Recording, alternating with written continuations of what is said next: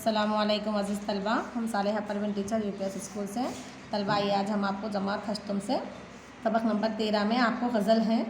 कल हमने गज़ल जिसके शायर जिगर मुरादाबादी हैं, इनके हालात ज़िंदगी, इनकी तालीम, इनके शेरी मजमे वग़ैरह के बारे में हमने जानकारी हासिल कर ली है।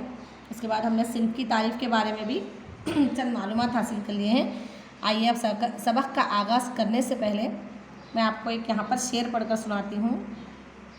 चूंटियों में इत्तेहाद, मक्खियों में इत्तेफाक। चूंटियों में इत्तेहाद, मक्खियों में इत्तेफाक। आदमी का आदमी है दुश्मन, आदमी का आदमी ही दुश्मन है, खुदा की शान।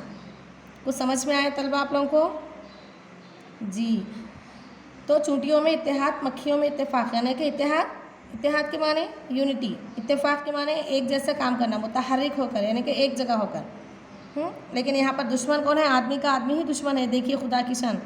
तो ये है आपका अशार। इसके तहत आइए मैं आपसे यहाँ पर चंद 4 सवालात हैं, ये सवालात करूँगी, आप मुझे लिखकर सेंड कीजिए। सवाल नंबर 1, लफ्ज़ इत्तेहाद के क्या माने हैं? सवाल नंबर 2, आदमी से आदमी से दुश्मनी क्यों करता है? सवाल नंबर 3, आपस में दुश्मनी से क्या होता है?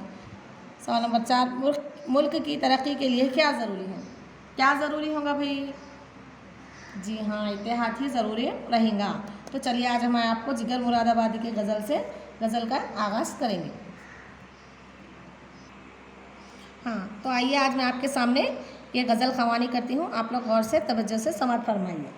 आदमी आदमी से मिलता है, दिल मगर कम किसी से मिलता है। आदमी आदमी से मिलता है, दिल मगर कम किसी से मिलता है। भूल जाता हूँ मैं सितम इसके, वो कुछ इस सादगी से मिलता है। आज क्या बात है कि फूलों का रंग तेरी हंसी से मिलता है। आप लोग सुने ना तलबा, मैंने किस तरह से ये गज़ल ख़वानी की यानी कि नज़्म को पढ़ा। इसी तरह आप भी एक बार इनफिरादी तौर पर घर पे रीड करना, यानी कि पढ़ना, एक बार पढ़ने की कोशिश करना। तो यहाँ पर क्या बताया गया है? पहले शेर में आदमी आदमी से मिलता है, दिल मगर कम किसी से मिलता है, यानी कि यहाँ पर क्या पता, सीधा साधा रवा दवा शेर है। ये कैसा है? सीधा और साधा रवा दवा शेर। इस शेर में शायर क्या कहना चाह रहे हैं कि यूँ तो लोग रोज़ मिलते हैं, लेकिन इन लोगों से मिलना सिर्फ मिलना बराए मिलना होता है, कि एक दूसरे को रोज़ मिलते हैं, लेकिन चुप ऐसे जस्ट मिलते बराए मिलना। जबकि हम बहुत लोगों को क्या करते हैं, बहुत लोगों से दिल और जान से मिलते नहीं मिलते का बात। हमारे फ्रेंड्स रहते तो हम उनसे कैसे मिलते हैं? दिलो जान से मिलते हैं। लेकिन चंद लोग क्या करते हैं, चुप ऐसे क्या रोज़ मिलना है, सामने आते मिल जाते हैं, ऐसा मिलते हैं। लेकिन हम क्या करते हैं, चंद लोगों से दिलो जान से मिलते हैं, इसलिए कि दिल नहीं चाहता, दिल उन्हीं लोगों से मिलना चाहता है जो हकीकत में इंसान होते हैं, आदमी नहीं। देखिए यहाँ पर आदमी आदमी से मिलता है, लेकिन इंसान आदमी से मिलता है बताया जा रहा है। यानी कि आदमी क्या करते हैं, जस्ट चलो आज दिख रहे ना, बात कर लेंगे, ऐसा नहीं है। हकीकत में अल्लाह ताला क्या बोले, दिल उन्हीं लोगों को से सिर्फ मिलना चाहता है जो हकीकत में इंसान होता है। यानी कि सामने वाले को उससे मिलने के बाद हमको ये मालूम हो जाता है कि ये हमको कैसे मिल रहा है, मोहब्बत से मिल रहा है या मतलब से मिल रहा है। तो जब हमारा दिल भी क्या चाहता है, ऐसे लोगों से ही मिलना चाहता है। मगर कुछ लोग ऐसे हैं जो सिर्फ मतलब से मिलते हैं, मोहब्बत से नहीं मिलते हैं। तो इसलिए यहाँ पर क्या हो रहा है, आदमी आदमी के दुश्मन हो जा रहे हैं। तो ऐसा हमको बिल्कुल भी नहीं करना चाहिए। एक दूसरे के साथ मोहब्बत और रवादारी से, खुलूस से, शफ़क़त से रहना चाहिए। भूल जाता हूँ मैं सितम उसके, वो कुछ इस सादगी से मिलता है। देखिए ये शेर बहुत प्यारा है। भूल जाता हूँ मैं सितम उसके, सितम यानी कि उनके गुस्सा, उनका कुछ भी ऐसा दर्द वो जो भी दे रहे हो उसको बोलते हैं। भूल जाता हूँ मैं सितम उसके, वो कुछ इस सादगी से मिलता है। लेकिन शायद शेर में इस बात की तरफ इशारा किया है कि वो अपने महबूब की बेवफाई, यहाँ पर महबूब से मुराद क्या है बच्चों? दोस्त को बताया गया है। वो अपने दोस्त की बेवफाई और जो सितम इसको भूल जाता है। लेकिन जो बेवफाई की है उनके महबूब ने, कितना भी चाह के उनके दोस्त को मिल रहे हैं, लेकिन उन्होंने क्या कर रहे हैं, उनसे बेवफाई कर रहे हैं, उनके ऊपर सितम कर रहे हैं। तो इसलिए मैं वो भी भूल जाता हूँ, क्योंकि इनके जो दोस्त हैं कभी भी मुलाकात करते हैं तो बड़ी सादगी से पेश आते हैं।